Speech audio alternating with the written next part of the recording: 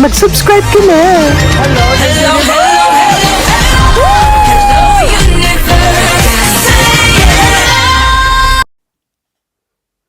Hello mga buweks! Magandang gabi sa inyong lahat. Galaw-galaw para hindi mapaimburnal. Hello sa ating mga subscribers dyan. Ganun din sa ating mga new subscribers. Welcome to Parade of Beauty! If you are here tonight, welcome to the new era of beauty! Beauty is new. May mga sumasabi sa bunganga ko. Nakakaloka, tissue. Ayun, kasi anong tawag dito? Kaka-aching, no? Dahil sa hay fever. But anyway, mga buweks, kamusta naman kayo? Ayan, sana okay lang kayo. My God! Friday na naman, diba? Friday, sabi nga nila, diba? So, ayun, kanya-kanya na namang lakad yan. Gimmick dito, gimmick doon. Papuit dito, papuit doon. Okay lang yan, diba? Nakakaloka ito. Hello sa mga nanonood dyan. Please don't forget to subscribe to my channel. Click your notification bell para mas updated kayo sa ating mga chika everyday and night sa mundo ng pageantry. And please like this video. Salamat sa mga nag-likes dyan. Sa mga hindi nagla-like dyan, hindi pa nagla-like, no? Ayun, nakikiramay ako sa inyo, no? Sa mga na-stroke na dyan, ayan ang sumpa dito sa Parade of Beauty, ang mga hindi nagla-like, na-i-stroke agad-agad. Charot lang. But anyway, mga buweks, start na tayo, no? Huwag na tayo magpachumpik-chumpik pa, no? Ibuga na natin ito, Jimbo. Congratulations kay Christine Glory Balboa. Ayan, nakakatuwa naman. Ang ganda-ganda naman itong babaitang ito. The Philippines, my God! Waging-wagi na naman. Nakakaloka naman mga buweks. Nakakatuwa naman ito, no? Matatapos na lang ang taon. Talaga namang may mga pahabol pa sa mga minor pageants, di ba? The Philippines Christine Glory Balboa wins the Miss Asia crown during the Miss Asia Global 2024 pageant last night in India. Congratulations! Iba talaga ang kalibre ng mga Pilipina pagdating sa mundo ng pageantry. Jimbo, hindi ko man napanood ito, panigurado ko, bumula na naman ang bunganga ng Pilipinang ito sa international pageant. Jimbo, nakakaloka. Congratulations to you, Christine Glory Balboa, at maraming salamat sa pagwagayway mo sa ating bandila ng Pilipinas sa international stage, diba? Mabuhay ka, iba talaga ang gandang Pilipina, o Jimbo. Ang galing-galing naman ng ating mga candidates sa international pageants. Talaga namang nangingibabaw ang mga Pilipina beauties kahit na sa mga male pageants, no? Pagdating sa mundo ng pageantry. Kaya naman, ayan, no? Alam niyo na, yung mga kapitbahay natin dyan. Kamusta naman, galaw-galaw ang ating mga kapitbahay dyan, no? Na napaimburnal. Charot. So, ayun nga, no? Akala ko nung una, kasi hindi ko naman alam itong pageant na ito, nakita ko lang naka-post, no? But anyway, akala ko nung una, winner si Philippines. As in, sungkit niya yung title. Well, anyway, winner naman siya kasi nga, ayun, meron siyang napalanunan na Miss Asia Global 2024. Parang ano siya, parang Continental Queens, mga ganun. Para lang hindi naman kasi lahat ito Asia. Parang ganun, may winners, tas may iba pang title, parang ganun. But anyway, akala ko siya yung winner. Yun ang asong kita talaga nung pinaka major title, no?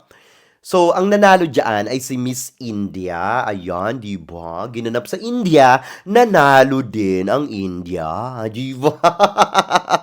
Congratulations to Miss India sa kanilang home court, di ba? Pinanalo si India. Winner na winner. Ito, ang ganda, ha? Walang mekos-mekos, ha? Panalo yan, ha? Winner, ha? Hindi yan, hindi questionable, di ba? Winner, panalo, home court. Winner ang India. Bravo!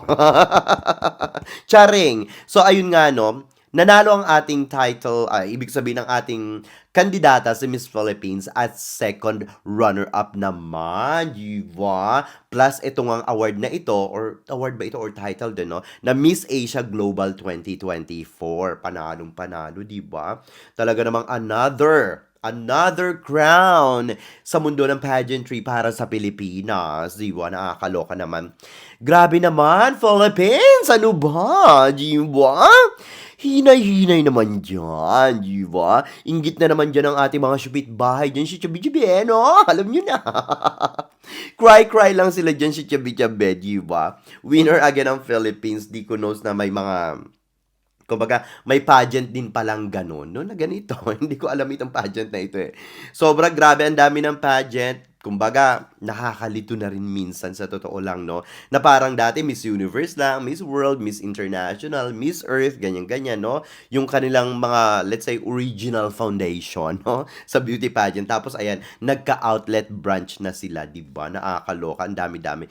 Iba-ibang branding na ito, nakakaloka. But anyway, again, congratulations sa ating Reyna from the Philippines, si Christine Glory Balboa, second runner-up, at Miss Asia Global 2024. Diba? Winner na winner ito. Anyway, mga buweks, ito paano? Nakakaloka naman ito. Congratulations din sa ating pambatong si Kirk Bonda, diba? Pasok din siya sa top 30 ng Beauty with a Purpose ng Mr. World 2024, diba? Iba talaga tong si Kirk, no? Nanggigigil ako sa'yo, Kirk, ha? Nanggigigil ako, ha?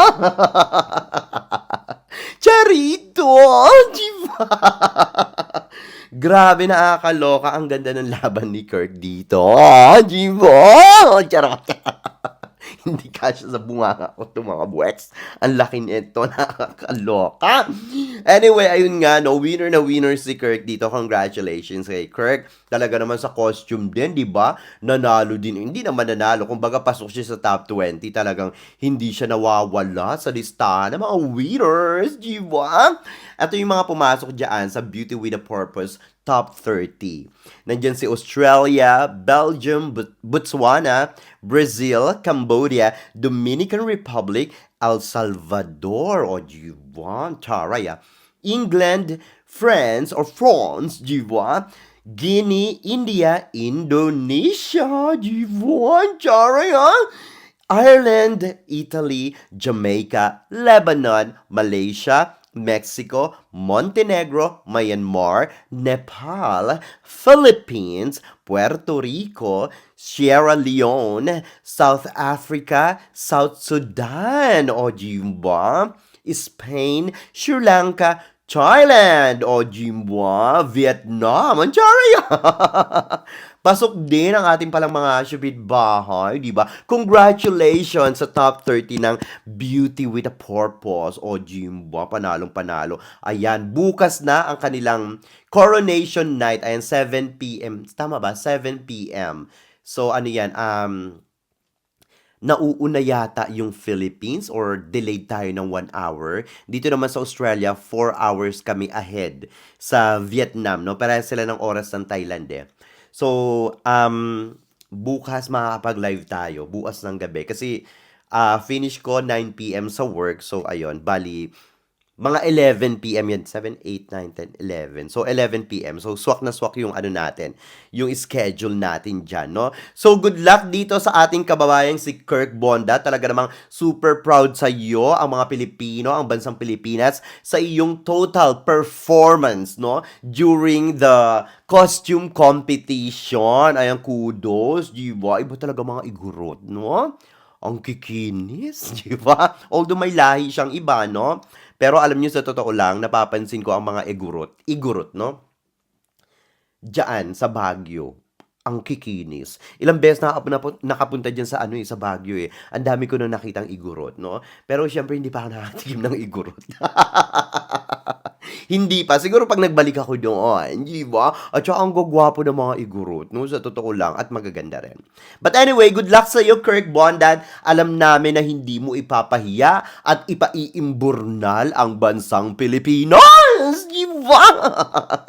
So, ayun. Anyway, ito nga, no, nagpapasalamat naman ang ating Miss Universe 2024. Ayan na si Victoria Kajier, tama ba? Hindi pa ako sanay sa kanyang pangalan. Si Victoria Kajier, no? KGR. Pero may isa siyang apelyido eh. Ano ba yun? Basta mamaya, maalala ko yan, no? Ayoko tong part na to eh, medyo mahirap siya. Mas madali yung isa. So ayan, si Miss Universe, kumbaga yung Miss Universe organization ay nagpapasalamat sa Bingo Plus o Jimwa at pupunta ng Pilipinas si Miss Universe 2024 na si Victoria Felviog. Jimwa. Gandahan pa natin, landian pa natin. Victoria Sylvia, you what? Wala na kasi si Chinese Palacios, di ba? Hi, boy. Ayan. So, ayun, dumating yung asawa ko. May pinuntahan lang siya sa labas, no? But anyway, ayun nga. Thank you daw sa Bingo Plus for supporting the 73rd Miss Universe competition na ginanap sa Mexico. Here's a brief message from our Miss Universe 2024 na si Victoria. Diba? Tilviag. Diba? Parang sounds Tilviag. Viag.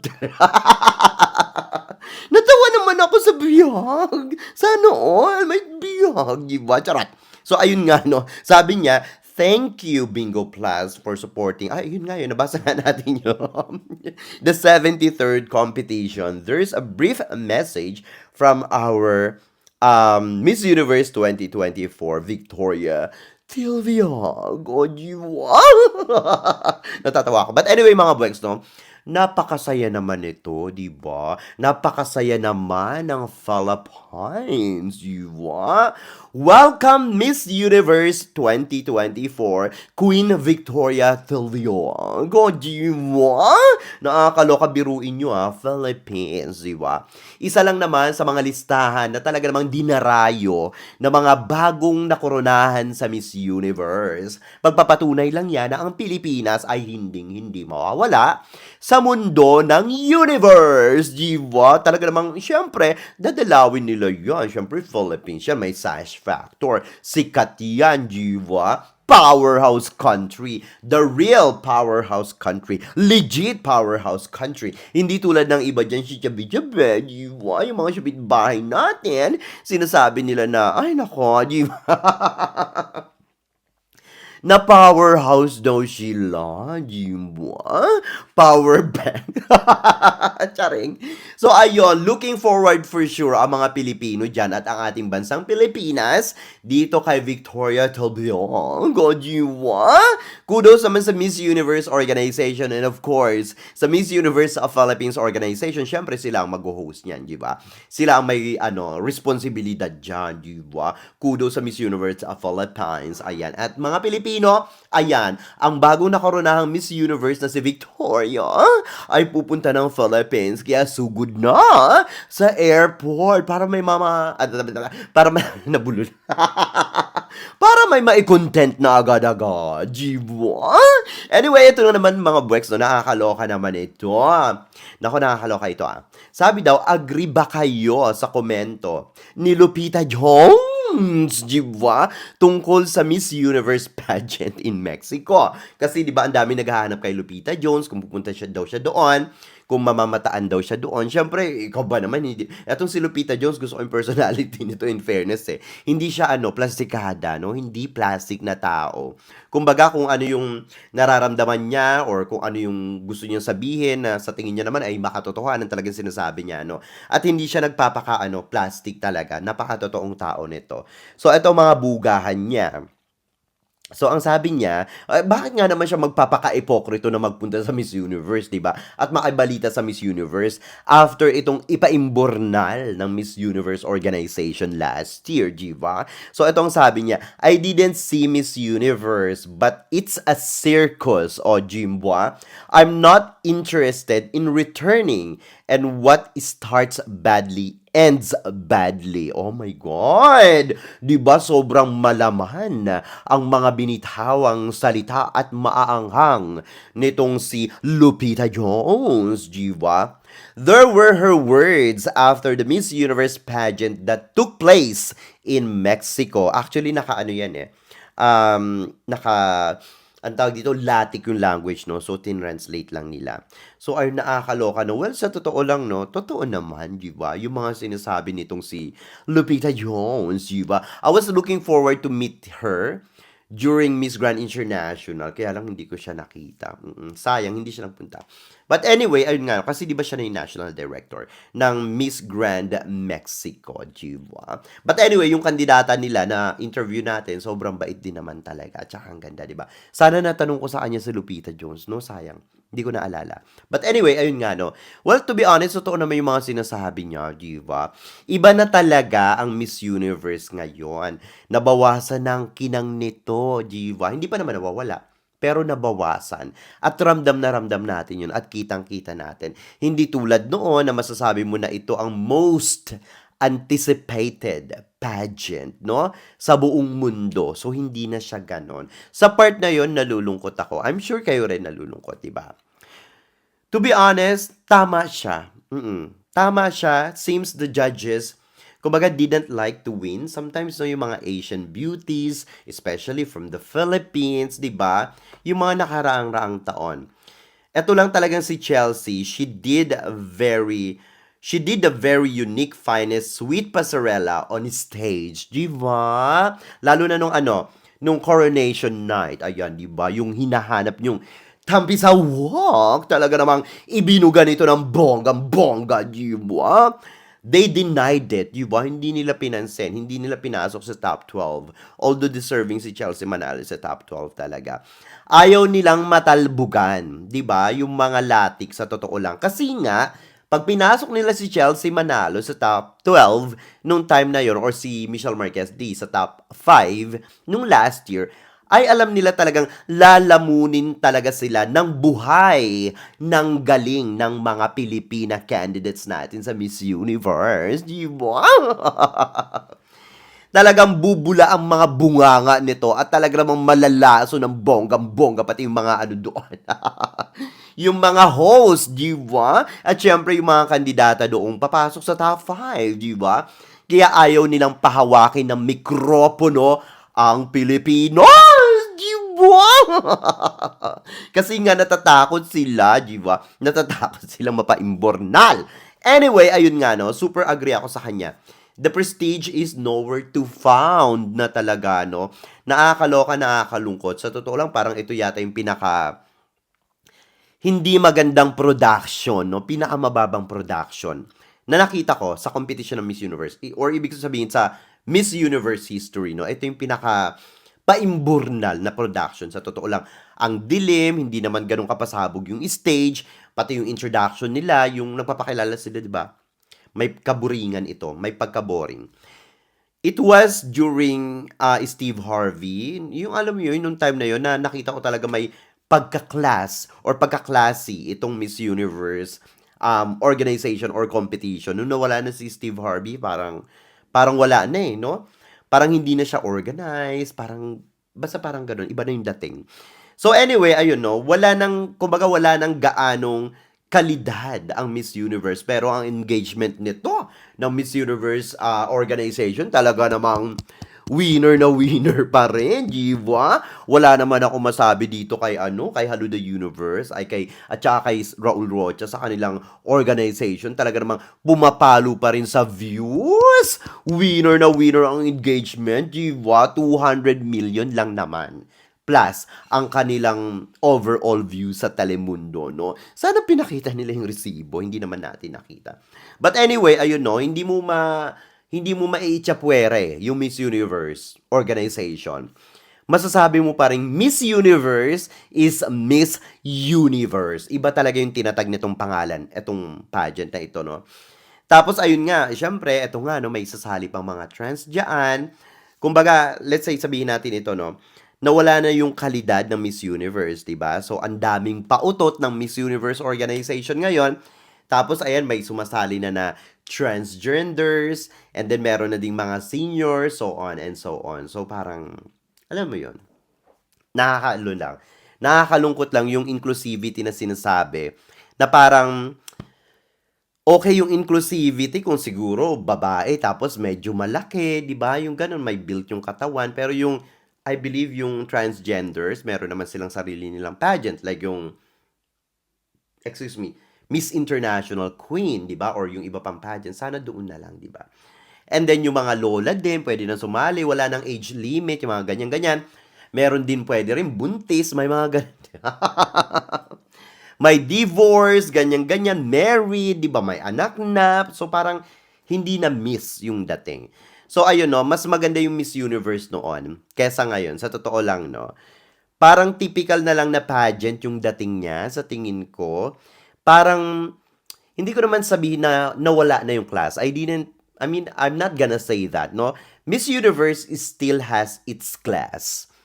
Siguro nabawasan lang ng konti, no? Kailangan lang talagang maibalik yung tinatawag nating class dito sa Miss Universe, 'di ba? Kumbaga, lalo na ngayong taon, parang umattend lang talaga ng makeup masterclass yung mga kandidata doon eh. Sa Mexico. So, hindi natin nakita yung mga ipinangako nila noon na kesyo ganito, kesyo ganyan, di ba? So, sayang lang. So, kitang-kita mo talaga yung cost cutting sa laban nila dito sa Mexico ngayon. So, ayun. Nakakalungkot sa part na yun. Ang daming kandidata, 120 plus candidates from different countries. They traveled from their country to Mexico. Napakalayo, napakamahal. Ang daming pinaghandaan. Basta yung effort, parang hindi man lang nila nasilayan yung totoong beauty ng Mexico, di ba? Nakakalungkot lang. Or Mexico City. At saka sana ibalik na rin tong si Steve Harvey. Sa tingin ko pag binalik nila si Steve Harvey, sa totoo lang no, na mag-host sa Miss Universe, tingin ko mas maraming mas siya, mas exciting, no? Yung Miss Universe kung si Steve Harvey. Kasi sa totoo lang kahit na si Steve Harvey lang yun nandyan, kayang-kaya yung dalin yung yung buong duration ng pageant eh. Di ba? Sana ibalik nila. Sa totoo lang. But anyway, mga buwaks, ito nga nakakaloka ito. Ay, nako. Ito na. Kay, paano ba babasahin yung pangalan niya? Pasensya na Kay ha. Kay ba o Key? Or Kay na lang. Kay Trajano was also one of the first trans women to walk for bench body. Nakita ko yan. And to become a Century Tuna Super Bod. Alam niyo yung nakita ko siya dyan sa Century Tuna at saka sa bench body. Di ba natatandaan niyo, sabi ko, grabe, ang ganda naman itong transgender na to, di ba? Tapos parang nasabi ko, para siya talagang babaihan. Di ba? Babaihan talaga. Hindi mo makita yung bahid ng pagka-transgender, excuse me, sa salitang transgender, no? So, kumbaga parang sabi ko, oh my gosh, she's so gorgeous. Diba? Napakaganda. Babaihan talaga ito. Lalo na kasi sa Superbad, hindi naman sila dyan eh. Yung todo-todong naka-makeup, diba? Yung full glam, ganyan-ganyan. Or kaya sa bench body, diba? Hindi naman sila naka-todo makeup. Simple lang. Sabi ko, pag ito pag ito na makeup ng bonggang-bongga, yung glam talaga, full glam, babaing-babae talaga ito. At ayan, grabe itong babaihang ito, nakakaloka, diba? Wala akong masabi sa beauty niya. Para siyang may pagka-Sanya Lopez na medyo mature ng konti. Ang ganda. Ang ganda ng face niya. Sa totoo lang, ang ganda ng katawan, di ba? At saka may pagka-boses babae ito, mga buweks. O, jimba. Saan ka pa? Nakakaloka.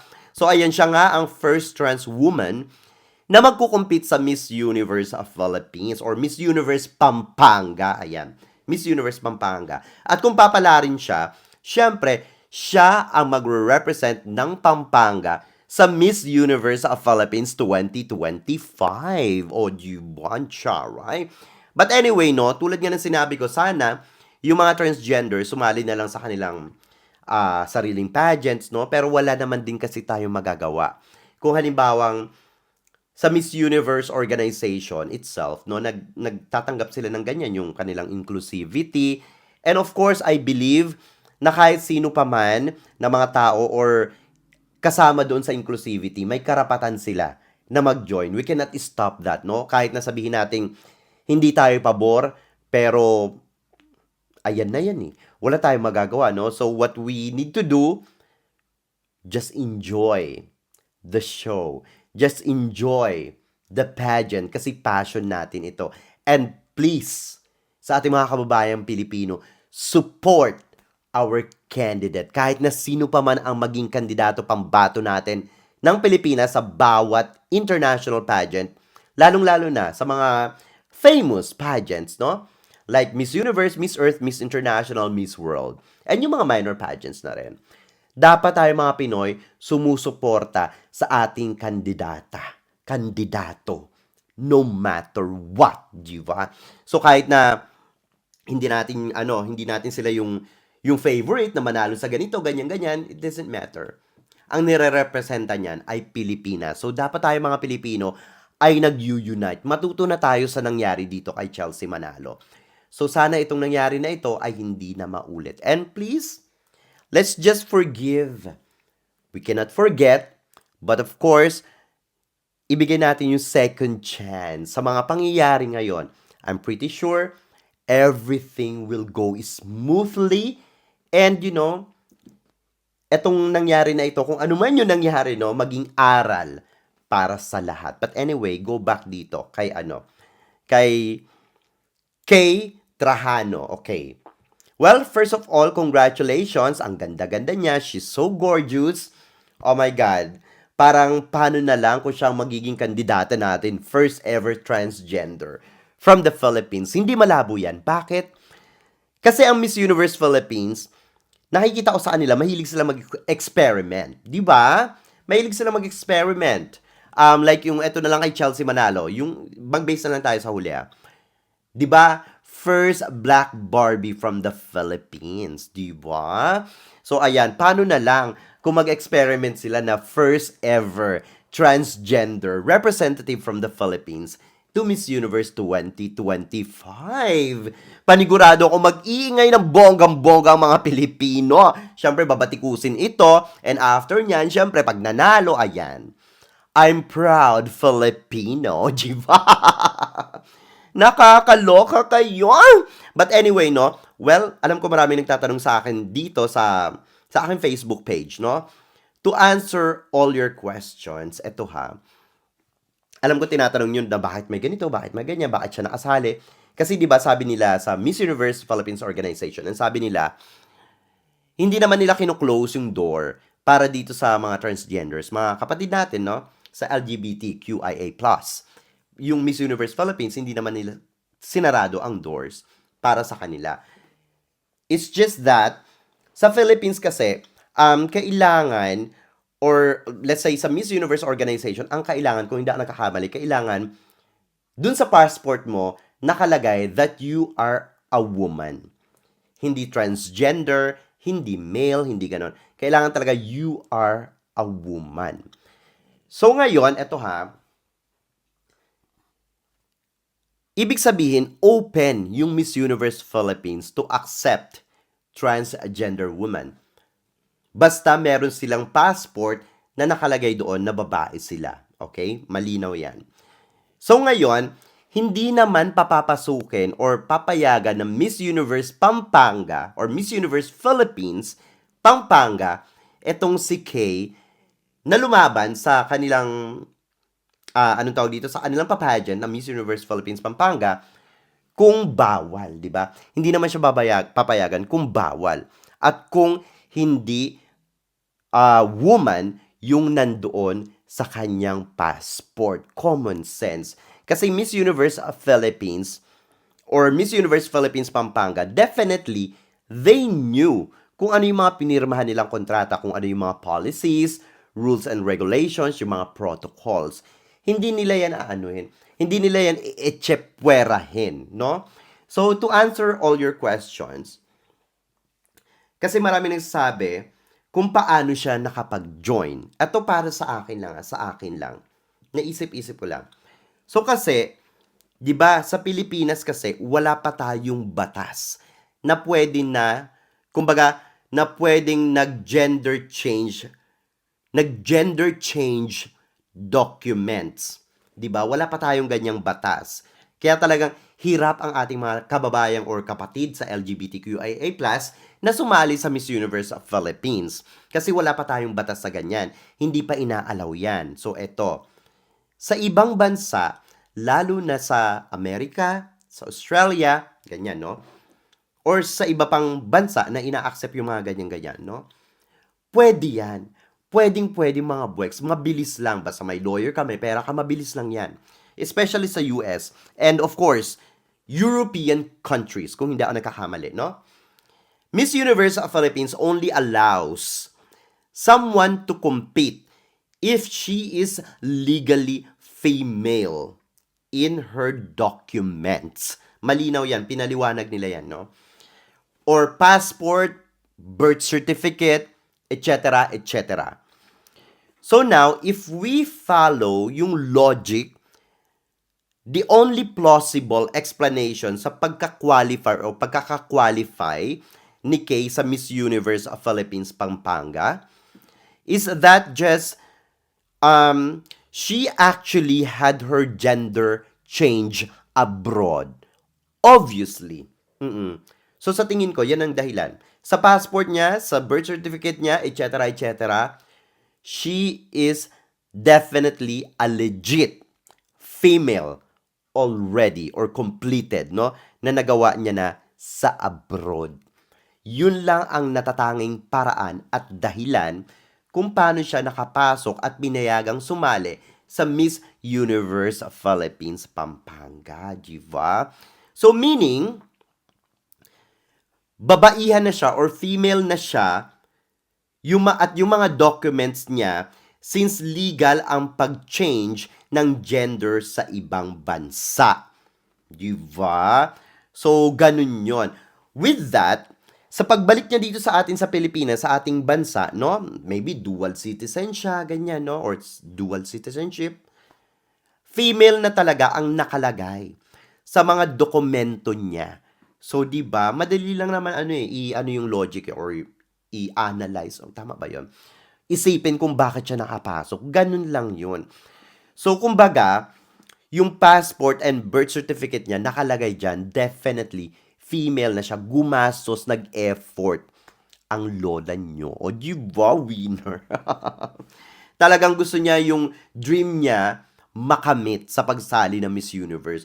Bakit nga naman siya sasali ng Miss International Queen?